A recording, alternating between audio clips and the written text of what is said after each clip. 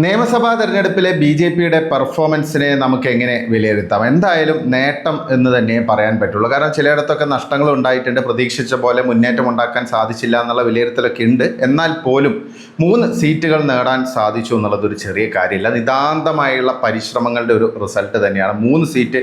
കേരളത്തിൽ ഈ 2 മുന്നണി രാഷ്ട്രീയം ഇങ്ങനെ കൊടികുത്തി വാഴുന്ന ഒരു സാഹചര്യത്തിൽ 3 സീറ്റുകൾ നേടാൻ ബി.ജെ.പിക്ക് കഴിഞ്ഞു എന്നുള്ളത് പ്രത്യേകിച്ച് പിണറായി വിരുദ്ധ വികാരം ആഞ്ഞടിച്ചൊരു തെരഞ്ഞെടുപ്പാണ്. ഇപ്പോൾ UDF വലിയ ഭൂരിപക്ഷത്തിൽ അധികാരത്തിൽ വന്നത് പിണറായി വിജയനോടുള്ള എതിർപ്പ് കാരണമാണ്. കാരണം ജനങ്ങൾ ഒരിക്കലും പിണറായി വിജയനെ വീണ്ടും മുഖ്യമന്ത്രിയെ കാണാൻ ആഗ്രഹിച്ചിരുന്നില്ല. അപ്പോൾ അതുകൊണ്ടാണ് ഈ UDF ഇത്രയും വലിയൊരു വിജയം നേടിയത്. കാരണം സ്വാഭാവികമായിട്ട് ഒരു ഭരണമാറ്റം എന്നുള്ള നിലയിൽ ഇപ്പോൾ ബി.ജെ.പിക്ക് ഭരണത്തിലെത്താൻ സാഹചര്യം ഇല്ലെങ്കിൽ പോലും ചില സ്ഥലങ്ങളിലൊക്കെ ബി.ജെ.പിക്ക് വ്യക്തമായിട്ട് മുന്നേറാൻ സാധിച്ചു എന്നുള്ളത് ഒരു പോസിറ്റീവായുള്ള കാര്യം തന്നെയാണ്. 3 സീറ്റും നേടാൻ കഴിഞ്ഞു. ഈ ഒരു തരംഗത്തിനിടയിലും ബി.ജെ.പിയുടെ ശക്തി കേന്ദ്രങ്ങളിൽ മികച്ച പ്രകടനം കാഴ്ചവെച്ചു എന്നുള്ളതാണ് മറ്റൊരു പ്രധാനപ്പെട്ട വസ്തുത. അപ്പോൾ ആ അർത്ഥത്തിൽ നമ്മൾ നോക്കുമ്പോൾ ബി.ജെ.പിയുടെ പെർഫോമൻസ് ഒട്ടും മോശമല്ല. പ്രതീക്ഷിച്ചൊരു മുന്നേറ്റം ഉണ്ടാക്കാൻ പറ്റിയില്ലെങ്കിൽ പോലും 3 സീറ്റുകൾ നേടി നിയമസഭയിൽ പ്രാതിനിധ്യം സ്വന്തമാക്കി എന്നുള്ളതാണ്. കാരണം ബി.ജെ.പി ഇപ്പം രാജീവ് ചന്ദ്രശേഖർ സംസ്ഥാന അധ്യക്ഷനായതിനു ശേഷം അവർ കോൺസെൻട്രേറ്റ് ചെയ്തത് എങ്ങനെയെങ്കിലും നിയമസഭയിൽ പരമാവധി പ്രാതിനിധ്യം ഉണ്ടാക്കുക എന്നുള്ളതാണ്. കാരണം എന്നാലേ കാര്യമുള്ളൂ, അല്ലാതെ വോട്ട് ഉയർത്തി ഓരോ തെരഞ്ഞെടുപ്പിലും വോട്ട് ഉയർത്തിയത് കൊണ്ട് കാര്യമില്ല. അതുകൊണ്ട് മാത്രം ഒന്നും നടക്കാൻ പോകുന്നില്ല. നിയമസഭയിൽ പ്രാതിനിധ്യം വേണം. നിയമസഭയിൽ ഒരു ബ്ലോക്കായിട്ട് ഇരുന്ന് 3 പേർ ബി.ജെ.പിക്ക് വേണ്ടി ശബ്ദിക്കാനുണ്ട് എന്നുള്ളതൊരു ഗെയിം ചേഞ്ചർ തന്നെയാണ്. അതവിടെ നിൽക്കുമ്പോഴും പലയിടങ്ങളിലും ബി.ജെ.പിയുടെ പ്രകടനം പ്രതീക്ഷിച്ച രീതിയിൽ മുന്നോട്ട് വന്നിട്ടില്ല. നിരാശാജനകമായ പ്രകടനമൊക്കെ പല പ്രദേശങ്ങളും ഉണ്ടായിട്ടുണ്ട്. ഇതിലൊരു പ്രധാന കേന്ദ്രം എന്ന് പറയുന്നത് മലബാറാണ്. മലബാറിൽ ബി.ജെ.പിയുടെ വോട്ട് പല മണ്ഡലങ്ങളിലും കുറഞ്ഞിട്ടുണ്ട്. ഇപ്പോൾ കാസർഗോഡ് മഞ്ചേശ്വരം നമുക്ക് മാറ്റി നിർത്താം. പക്ഷെ അത് മാറ്റി നിർത്തുകയാണെങ്കിൽ ഇപ്പോൾ ഉത്തര മലബാറിലെ പലയിടങ്ങളിലും ബി.ജെ.പിക്ക് വേണ്ടത്ര രീതിയിൽ മുന്നേറാൻ സാധിച്ചില്ല. അതിനൊരു പ്രധാന കാരണം ഒന്ന് ഈ ഭരണവിരുദ്ധ വികാരം അത്രയും ശക്തമായിരുന്നു. അപ്പോൾ സ്വാഭാവികമായിട്ടും ഭരണമാറ്റത്തിന് വേണ്ടി ജനങ്ങൾ വിധി എഴുതിയപ്പോൾ ആ രീതിയിൽ ബി.ജെ.പിക്ക് കിട്ടേണ്ട ചില വോട്ടുകളൊക്കെ UDF പോയി എന്നുള്ളതാണ്. പക്ഷെ അങ്ങനെയാണെങ്കിലും മലബാറിൽ ഒരു തുരുത്തായിട്ട്, ഒരു പ്രതീക്ഷയുടെ തുരുത്തായിട്ട് മാറിക്കൊണ്ടിരിക്കുകയാണ് കോഴിക്കോട് നഗരമേഖല. പ്രത്യേകിച്ച് കോഴിക്കോട് സൗത്ത്, കോഴിക്കോട് നോർത്ത് മണ്ഡലങ്ങൾ, അതുകൂടാതെ കുന്നമംഗലം, ബേപ്പൂർ, ഈ മണ്ഡലങ്ങളൊക്കെ ഒന്ന് നന്നായിട്ട് ബി.ജെ.പി കോൺസെൻട്രേറ്റ് ചെയ്യുകയാണെങ്കിൽ അടുത്ത നിയമസഭാ തെരഞ്ഞെടുപ്പിൽ വേണമെങ്കിൽ ഒരു അട്ടിമറി വിജയമൊക്കെ നേടാൻ ചില മണ്ഡലങ്ങളിലൊക്കെ സാധിച്ചേക്കും. പ്രത്യേകിച്ച് കോഴിക്കോട് നോർത്തിൽ ഇത്തവണ ബി.ജെ.പി 40,000-അടുത്ത് വോട്ടാണ് നവ്യ ഹരിദാസ് സ്വന്തമാക്കിയത്. 39,800 ചില്ലാൻ വോട്ട് നവ്യക്ക് നേടാൻ സാധിച്ചു. കഴിഞ്ഞ തവണ, അതായത് 2021 നിയമസഭാ തെരഞ്ഞെടുപ്പിൽ 31,000-അടുത്ത് വോട്ടാണ് MT രമേശിന് ലഭിച്ചത്. അത് ഏതാണ്ട് 9,000-അടുത്ത് വോട്ടുകൾ ഉയർത്താൻ നവ്യയ്ക്കും ബി.ജെ.പിക്കും സാധിച്ചു എന്നുള്ളത് അതൊരു ചെറിയ കാര്യമല്ല. പ്രത്യേകിച്ച് കോഴിക്കോട് നഗരമേഖലയിൽ ബി.ജെ.പി വളർന്നുകൊണ്ടിരിക്കുകയാണ്. ഓരോ തെരഞ്ഞെടുപ്പ് കഴിയുമ്പോഴും ബി.ജെ.പിയുടെ വോട്ട് ഇങ്ങനെ ഉയരുന്നുണ്ട്. കഴിഞ്ഞ കോർപ്പറേഷൻ തെരഞ്ഞെടുപ്പിൽ എല്ലാവരെയും അത്ഭുതപ്പെടുത്തുന്ന ഒരു മുന്നേറ്റമാണ് ബി.ജെ.പി കോഴിക്കോട് കോർപ്പറേഷനിൽ നേടിയത്. 13 വാർഡുകളിൽ ജയിച്ച് ചരിത്രം രചിച്ചു. അതുകൂടാതെ തന്നെ 17 വാർഡുകളിൽ 2ാം സ്ഥാനത്ത് വരാൻ സാധിച്ചു. ചില വാർഡുകളിലൊക്കെ ചെറിയ ഭൂരിപക്ഷത്തിനാണ് ബി.ജെ.പി പരാജയപ്പെട്ടത്. അതുകൂടാതെ തന്നെ 1000-ലധികം വോട്ടുകൾ നേടാൻ 6 വാർഡുകളിൽ, അതായത് 3ാം സ്ഥാനത്ത് വന്നിട്ടും 1000-ലധികം വോട്ടുകൾ 6 വാർഡുകളിൽ നേടാൻ ബി.ജെ.പിക്ക് കഴിഞ്ഞിട്ടുണ്ട്. അതിനർത്ഥം ബി.ജെ.പി നന്നായിട്ടൊരു പരിശ്രമിക്കുകയാണെങ്കിൽ അടുത്ത കോർപ്പറേഷൻ തെരഞ്ഞെടുപ്പിൽ പാർട്ടിക്ക് ഒരു വലിയ മുന്നേറ്റം തന്നെ കോഴിക്കോട് കോർപ്പറേഷനിൽ ഉണ്ടാക്കാൻ സാധിക്കും. അപ്പോൾ ഓരോ തെരഞ്ഞെടുപ്പ് കഴിയുമ്പോഴും കോഴിക്കോട് നഗരപ്രദേശത്ത് ബി.ജെ.പി വളർന്നുകൊണ്ടിരിക്കുന്നു എന്നുള്ളത്. അപ്പോൾ നമ്മൾ നോക്കേണ്ടത് തൃശ്ശൂരിലോ അല്ലെങ്കിൽ തിരുവനന്തപുരത്തോ ബി.ജെ.പി കാണിക്കുന്ന അല്ലെങ്കിൽ ആ രീതിയിലുള്ള എഫേർട്ട് ഒന്നും കോഴിക്കോട് നടക്കുന്നില്ല. കോഴിക്കോട് ആ രീതിയിലുള്ള ഒരു വലിയ പ്രചരണമൊന്നും ബി.ജെ.പിയുടെ ഭാഗത്ത് നിന്നും ഉണ്ടായിട്ടില്ല.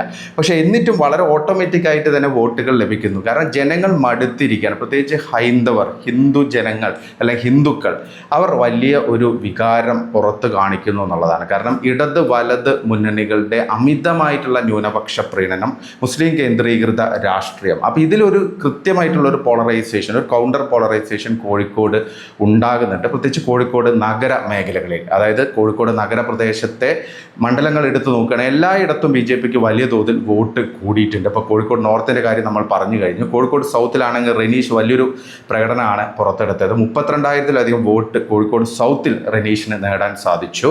ഏതാണ്ട് 7,500-ലധികം വോട്ടുകൾ നേടാൻ, കഴിഞ്ഞ തവണത്തെ നോക്കുമ്പോൾ 7,500-ലധികം വോട്ടുകൾ നേടാൻ റെനീഷിന് ഈ കോഴിക്കോട് സൗത്തിൽ കഴിഞ്ഞിട്ടുണ്ട്. അത് തന്നെ നോക്കുകയാണെങ്കിൽ ഈ നഗരപ്രദേശം ഭൂരിപക്ഷം അല്ലെങ്കിൽ ഒരു ഹിന്ദു ഭൂരിപക്ഷ മേഖലയായ കോഴിക്കോട് സൗത്തിലെ വാർഡുകളിലൊക്കെ BJPക്ക് വലിയൊരു മുന്നേറ്റം ഉണ്ടാക്കാൻ സാധിച്ചു. ഈ ഒരു പ്രദേശത്ത് ഏറ്റവും കൂടുതൽ വോട്ടുകൾ നേടി ഒന്നാമത് വരാനും റെനീഷിന് കഴിഞ്ഞു എന്നുള്ളതാണ്. അപ്പോൾ ഇതൊക്കെ ഒരു വലിയ ഒരു ഇൻഡിക്കേറ്റർ തന്നെയാണ്. BJPയെ സംബന്ധിച്ച് കോഴിക്കോട് അടുത്തൊരു പ്രധാനപ്പെട്ട കേന്ദ്രമായിട്ട് മാറുന്നു എന്നുള്ളതാണ്. ഇപ്പോൾ കുന്നമംഗലം മണ്ഡലത്തിലാണെങ്കിലും കോഴിക്കോട് നഗരത്തോട് ചേർന്ന് കിടക്കുന്ന കുന്നമംഗലം മണ്ഡലത്തിലും BJP വലിയ തോതിൽ വോട്ട് ഉയർത്തി. ഏതാണ്ട് 6500-ലധികം വോട്ട്, 6700-ലധികം വോട്ടുകൾ BJPക്ക് ഉയർത്താൻ സാധിച്ചു. VK സജീവൻ മുൻ ജില്ലാ പ്രസിഡന്റിന് കഴിഞ്ഞ തവണ കിട്ടിയതിനേക്കാൾ വലിയൊരു മുന്നേറ്റമാണ് അവിടെ ഉണ്ടാക്കിയിരിക്കുന്നത്. അതുകൂടാതെ തന്നെ ബേപ്പൂരിലാണെങ്കിൽ ഇപ്പം റിയാസും അൻവറും തമ്മിലുള്ള ഒരു ഹെവി ഫൈറ്റിനിടയിലും BJPയുടെ വോട്ടുകൾ കൃത്യമായിട്ട് പോൾ ചെയ്യിപ്പിക്കാൻ പ്രകാശ് ബാബുവിന് സാധിച്ചിട്ടുണ്ട്. 26,000-ലധികം വോട്ട് ബേപ്പൂരിലും BJPക്ക് സമാഹരിക്കാൻ കഴിഞ്ഞിട്ടുണ്ട്. അതിനർത്ഥം ഈ നഗരമേഖലയിൽ പൊതുവെ ഈ പറയുന്ന രീതിയിലുള്ള ഇടത് വലത് മുന്നണികൾക്കെതിരെയുള്ള ഒരു വികാരം വളരെ ശക്തമായിട്ട് നിൽക്കുന്നുണ്ട്. അപ്പോൾ അത് വരുന്ന വർഷങ്ങളിലും അല്ലെങ്കിൽ ഇനിയും അത് യൂട്ടിലൈസ് ചെയ്യാൻ BJPക്ക് സാധിക്കുകയാണെങ്കിൽ ഒരു അട്ടിമറി വിജയമൊക്കെ അവിടെ പ്രതീക്ഷിക്കാൻ കഴിയും. പ്രത്യേകിച്ച് ഈ സ്ഥാനാർത്ഥികൾ ഇപ്പോൾ നവ്യ ഹരിദാസ് ആണെങ്കിലും അതുകൂടാതെ റെനീഷ്, പിന്നെ VK സജീവൻ, ഇങ്ങനെയുള്ള പ്രകാശ് ബാബു, ഇവരൊക്കെ അവിടെ തന്നെ നിന്ന് പ്രവർത്തിച്ച് ഇപ്പോൾ ചാത്തന്നൂർ മാതൃകയിലൊക്കെ അല്ലെങ്കിൽ കഴക്കൂട്ട മാതൃകയിൽ അവിടെ തന്നെ പ്രവർത്തിക്കുകയാണെങ്കിൽ അതിനുള്ള റിസൾട്ട് ഉണ്ടാവും. അല്ലാതെ ഇനിയിപ്പോൾ അടുത്ത നിയമസഭാ തെരഞ്ഞെടുപ്പിൽ 40,000 വോട്ടായി കോഴിക്കോട് നോർത്തിൽ. അപ്പോൾ അതുകൊണ്ട് തന്നെ ഇനി ഏതെങ്കിലും ഒരു പ്രമുഖ സംസ്ഥാന നേതാവിനെ അവിടെ കൊണ്ടുവന്ന് പരീക്ഷിക്കുക എന്ന് ചിന്തിച്ചാൽ റിസൾട്ട് ആ രീതിയിൽ വരണം എന്നില്ല. അപ്പോൾ അതാണ് സാഹചര്യം. ഒരുപാട് മാറ്റങ്ങൾ ഇങ്ങനെ കോഴിക്കോട് നഗര പ്രദേശത്ത് ഉണ്ടായിക്കൊണ്ടിരിക്കുന്നുണ്ട്. ഒന്നാമത് അത് CPM തന്നെ ഇപ്പം എൻഡോസ് ചെയ്യുന്നുണ്ട്. തോട്ടത്തിൽ രവീന്ദ്രൻ അത് പറഞ്ഞു കഴിഞ്ഞു. അതുകൂടാതെ തന്നെ ഇടതുമുന്നണി സ്ഥാനാർത്ഥിയായി കോഴിക്കോട് സൗത്തിൽ മത്സരിച്ച അഹമ്മദ് ദേവർഗോവിലും ഇക്കാര്യം പറഞ്ഞിട്ടുണ്ട്. അതായത് BJPക്ക് വോട്ട് ലഭിക്കുന്നു, CPMൽ നിന്ന് അല്ലെങ്കിൽ ഇടത് പാളയത്തിൽ നിന്ന് BJPക്ക് വോട്ടുകൾ ലഭിക്കുന്നു എന്നുള്ളതാണ്. കഴിഞ്ഞ കോർപ്പറേഷൻ തെരഞ്ഞെടുപ്പിൽ BJP കോഴിക്കോട് കോർപ്പറേഷനിൽ ഉണ്ടാക്കിയ ഒരു മുന്നേറ്റം അതും ഇടത് വോട്ടുകൾ സമാഹരിച്ചാണ്. അപ്പോൾ ഇടത് പാളയത്തിൽ നിന്ന് വലിയ തോതിൽ വോട്ടുകൾ BJPയിലേക്ക് ചോരുന്നു എന്നുള്ളതാണ്. ഇപ്പോൾ തോട്ടത്തിൽ രവീന്ദ്രൻ കോഴിക്കോട് നോർത്തിൽ പരാജയപ്പെടാൻ കാരണം തന്നെ BJP പിടിച്ച ഒരു 9,000-അടുത്ത് വരുന്ന എഡീഷണൽ വോട്ടുകളാണ്. ഇത് കൂടുതലും പിടിക്കുന്നത് ഇടത് പാളയത്തിൽ നിന്നാണെന്നുള്ളതാണ്. അപ്പോൾ ഇതാണ് കോഴിക്കോടിൻ്റെ ഒരു സിനാരിയോ. അപ്പോൾ കോഴിക്കോടിനെ വളരെ ശ്രദ്ധയോടെ തന്നെ BJP സംസ്ഥാന നേതൃത്വം കാണേണ്ട ഒരു സമയമായെന്നാണ് തോന്നുന്നത്. കാരണം ആ രീതിയിലുള്ള ഒരു പ്രവർത്തനം അവിടെ നടത്തുകയാണെങ്കിൽ സ്വാഭാവികമായിട്ടും കോഴിക്കോട് നഗരമേഖലയിൽ ഒരു വലിയ മുന്നേറ്റം ഉണ്ടാക്കാൻ സാധിക്കും. അടുത്ത കോർപ്പറേഷൻ തെരഞ്ഞെടുപ്പിലൊക്കെ ഒരു വമ്പൻ മുന്നേറ്റം തന്നെ BJPക്ക് അവിടെ സാധ്യമാകും എന്നുള്ളതാണ് ഒരു ഗ്രൗണ്ട് റിയാലിറ്റി. പിന്നെ കോഴിക്കോട് ഒരു ഹിന്ദു ഭൂരിപക്ഷ പ്രദേശമല്ല എന്നൊക്കെ ചില ആളുകൾ സംശയിക്കുന്നുണ്ട്. സ്വാഭാവികമായിട്ടും മുസ്ലിം ജനസംഖ്യ വളരെ ശക്തമായിട്ടുള്ള സ്ഥലം തന്നെയാണ് കോഴിക്കോട്. പക്ഷേ അങ്ങനെയാണെങ്കിലും കോഴിക്കോടിലെ നഗരപ്രദേശങ്ങളിലൊക്കെ ഇപ്പോഴും ഒരു ഹിന്ദു പോപ്പുലേഷൻ വളരെ സ്ട്രോങ് ആയിട്ട് തന്നെ നിൽക്കുന്നുണ്ട്. ഹിന്ദു ഭൂരിപക്ഷ മേഖലയാണ് കോഴിക്കോട് നോർത്ത് മണ്ഡലമൊക്കെ. അതുകൂടാതെ തന്നെ കോഴിക്കോട് കോർപ്പറേഷൻ ആണെങ്കിൽ ഇപ്പോഴും ഹിന്ദു ഭൂരിപക്ഷ പ്രദേശം തന്നെയാണ്. അപ്പോൾ സ്വാഭാവികമായിട്ടും CPMൽ നിന്ന് ഹിന്ദു വോട്ടുകൾ BJPയിലേക്ക് ഒഴുകുകയാണെങ്കിൽ അത് LDFനും ഒരു വലിയ ആശങ്കയുണ്ടാക്കുന്ന കാര്യം തന്നെയാണ്. ഒരു ഭാഗത്ത് മുസ്ലിം ലീഗ് കേന്ദ്രീകൃതമായിട്ടുള്ള രാഷ്ട്രീയം അവിടെ നിൽക്കുന്നു. UDF രാഷ്ട്രീയം എന്ന് പറയുമ്പോൾ തന്നെ മുസ്ലിം ലീഗ് കേന്ദ്രീകൃതമാണ്. ഇനി ജമാഅത്ത് ഇസ്ലാമി ഉൾപ്പെടെയുള്ള സംഘടനകൾക്കൊക്കെ വളരെ സ്വാധീനമുള്ള പ്രദേശമാണ് കോഴിക്കോട്. അപ്പോൾ അതിന് വിരുദ്ധമായിട്ടുള്ള ഒരു കൗണ്ടർ പോളറൈസേഷൻ CPMന് എതിരെ കൂടി വരുമ്പോൾ അത് BJPക്ക് ഒരു വലിയ നേട്ടമായിട്ട് വരുന്ന തെരഞ്ഞെടുപ്പുകളൊക്കെ മാറാൻ സാധ്യതയുണ്ട്.